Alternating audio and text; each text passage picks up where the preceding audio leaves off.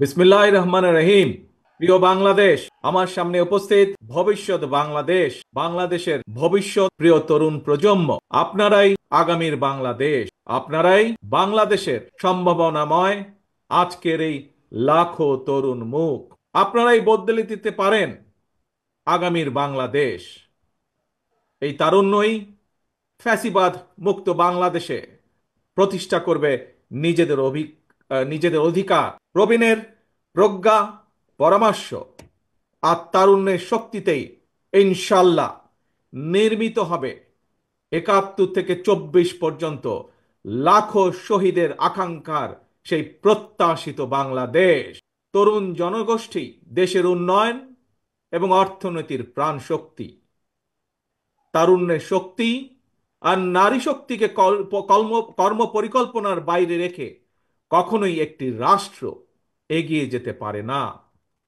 এবং তাই তরুণ জনগোষ্ঠীকে প্রাধান্য দিয়ে তরুণ জনগোষ্ঠীর আশা আকাঙ্ক্ষাকে ধারণ করে বিএনপি আগামী দিনের সকল কর্ম পরিকল্পনা গ্রহণ করছে, কাজ করছে, প্রস্তুতি নিচ্ছে। দেশের তরুণ জনগোষ্ঠীর কাছে বিএনপির কর্ম পরিকল্পনা তুলে ধরার লক্ষ্যে আপনারা দেখেছেন গত এক মাসে সারা দেশের বিভাগীয় শহরগুলোতে তারুণ্যের সমাবেশ অনুষ্ঠিত হয়েছে।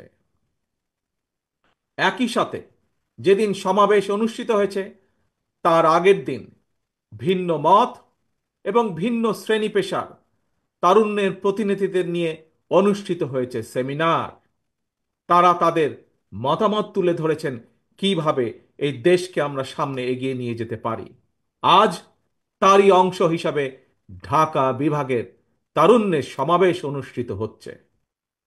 জনগণের জীবন মানের উন্নয়ন, নারী পুরুষ সবার জন্য নৈতিক মূল্যবোধ কর্মসূচি, কর্মমুখী শিক্ষা ব্যবস্থা, গ্রামীণ উন্নয়নে তথ্য প্রযুক্তির সর্বোচ্চ ব্যবহার, ক্ষুদ্র ও কুটির শিল্পের বিকাশ, দক্ষতা বাড়াতে ব্যাপক প্রশিক্ষণ কর্মসূচি চালু, কর্মসংস্থানের সুযোগ সৃষ্টি এবং জনশক্তি রফতানি, এমন কয়েকটি বিষয় অগ্রাধিকার তালিকায় রেখেই একটি জ্ঞান ভিত্তিক উন্নত এবং নিরাপদ মানবিক বাংলাদেশ গঠনের লক্ষ্যে বিএনপি স্বল্প এবং দীর্ঘ মেয়াদী পরিকল্পনা নিয়েছে, যার উপরে আমরা কাজ করছি।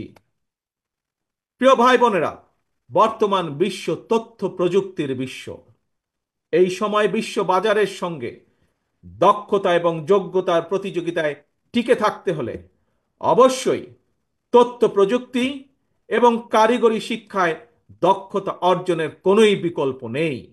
এবং সে কারণে আমরা একটি নির্দিষ্ট বয়স থেকে তরুণ প্রজন্মকে নৈতিক এবং কর্মমুখী শিক্ষায় প্রশিক্ষিত করে গড়ে তুলতে চাই। বিদ্যমান যে একাডেমিক সিলেবাস, এর পাশাপাশি স্কুল কলেজ পর্যায় থেকে আমরা আইসিটি এবং কারিগরি শিক্ষা প্রবর্তন করতে চাই। আমরা ফ্যাসিবাদ মুক্ত বাংলাদেশে জনগণের সরাসরি ভোটে, জনগণের কাছে জবাবদিহিমূলক, জনগণের কাছে দায়বদ্ধ একটি সরকার দ্রুত দেখতে চাই।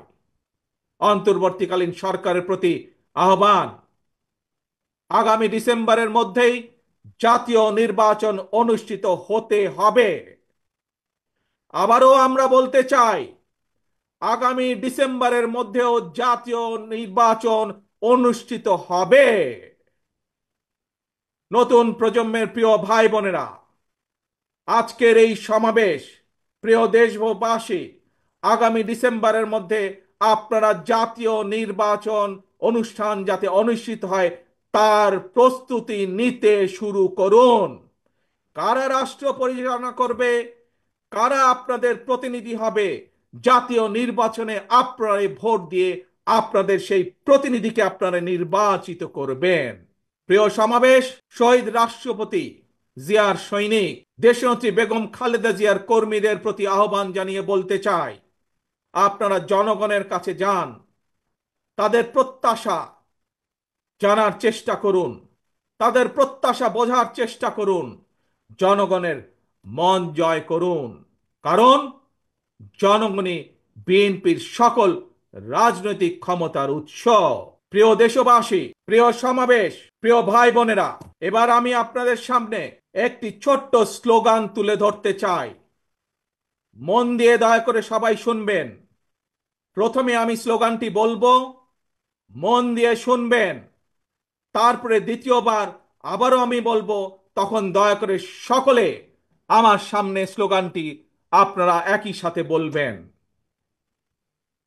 দিল্লি নয়, পিন্ডি নয়, নয় অন্য কোনো দেশ, সবার আগে বাংলাদেশ। প্রিয় সমাবেশ বলুন, প্রিয় দেশবাসী বলুন, দিল্লি নয়, পিন্ডি নয়, নয় অন্য কোনো দেশ, সবার আগে বাংলাদেশ।